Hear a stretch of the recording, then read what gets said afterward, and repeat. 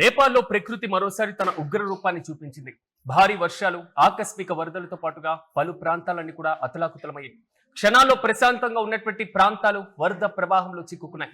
ఊహించని వేగంతో దూసుకొచ్చినటువంటి వరద నీరు ఇల్లు, రహదారులు, వంతెనలు ఇలా నిర్మాణాలన్నింటినీ కూడా ముంచెత్తడంతో ప్రజలు ప్రాణ భయంతో పరుగులు తీశారు. అయితే ఈ విషాద పరిస్థితిలో టిబెట్, నేపాల్ సరిహద్దు ప్రాంతాల్లో ప్రయాణిస్తున్నటువంటి ఈషా ఫౌండేషన్ బృందానికి చెందిన పలువురు గల్లంతైనట్లుగా సద్గురు జగ్గి వాసుదేవ్ చేసినటువంటి ప్రకటన తీవ్ర ఆందోళన కలిగిస్తుంది. నేను సురక్షితంగా ఉన్నాను అంటూ కూడా సద్గురు ప్రకటించారు. తాను సురక్షితంగా ఉన్నానంటూ వాసుదేవ్ స్పష్టం చేశారు. ఇంతకని ఏమన్నారు ఒకసారి చూద్దాం.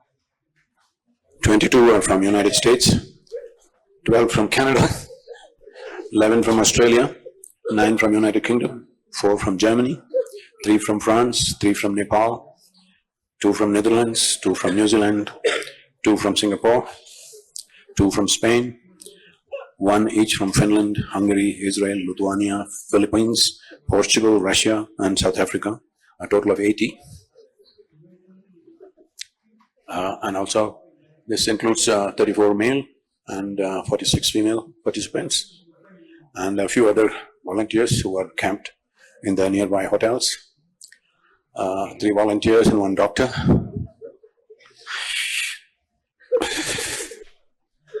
But we have no any kind of official confirmation of any kind. But looking at the scale of destruction, it looks bad.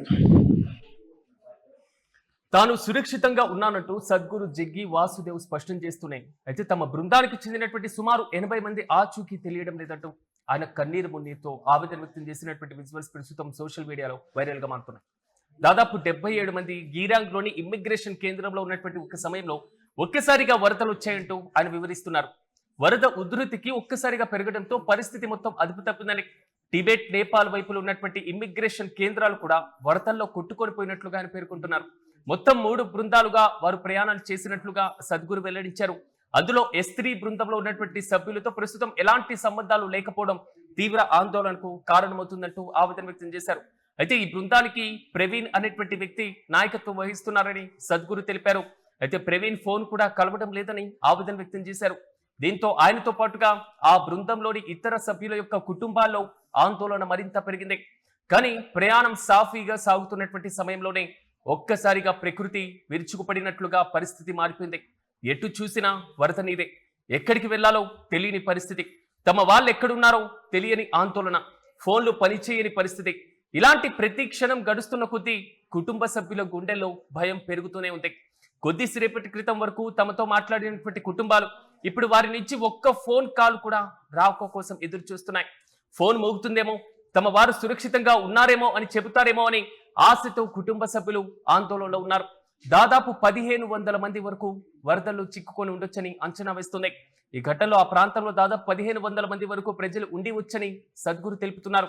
దీంతో కేవలం ఈషా బృంద సభ్యుల గురించి కాకుండా అక్కడ చిక్కుకున్నటువంటి ఇతర ప్రజల యొక్క భద్రత పైన కూడా ఆందోళన వ్యక్తమవుతుంది. వరద ఉధృతి కారణంగా రాకపోకలు దెబ్బతిన్నాయి. కొన్ని ప్రాంతాలకు చేరుకోవడం చాలా కష్టంగా మారింది. సహాయక చర్యలు కూడా తీవ్ర సవాళ్లు ఎదురవుతున్నట్లుగా తెలుస్తున్నాయి. మరోవైపు కుటుంబాలకు సమాచారం ఇచ్చారు ఎంబసీ అధికారులు. ప్రధానంగా గల్లంతైనటువంటి తమ బృంద సభ్యుల యొక్క కుటుంబాలకు కూడా సమాచారం అందించినట్లుగా సద్గురు తెలిపారు. తమ బృందంలో విదేశాలకు చెందినటువంటి యాత్రికులు కూడా ఉన్నందున వారి గల్లంతు విషయాన్ని ఆయా దేశాల ఎంబసీలకు కూడా తెలియజేసినట్లుగా సద్గురు వెల్లడించారు.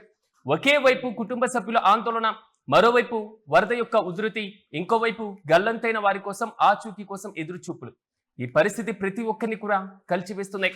మా బృందం తప్పిపోవడం కన్నీరు పెట్టిస్తుందంటూ కూడా ఆయన కన్నీరు పెట్టుకున్న విజువల్స్ ప్రస్తుతం సోషల్ మీడియాలో వైరల్ గా మారుతున్నాయి. తమ బృందంలోని వ్యక్తులు ఇలా గల్లంతవడం తనను తీవ్రంగా కలిచివేసిందని సద్గురు ఆవేదన వ్యక్తం చేశారు. తమతో కలిసి ప్రయాణించినటువంటి వారు ఇప్పుడు ఎక్కడున్నారో తెలియకపోవడం బాధాకరం అంటున్నారు. ప్రస్తుతం అందరి ఆశ ఒకటే, గల్లంతైన వారంతా ఎక్కడో సురక్షితంగా ఉండి త్వరలోనే తమ కుటుంబాల వద్దకు తిరిగి రావాలని.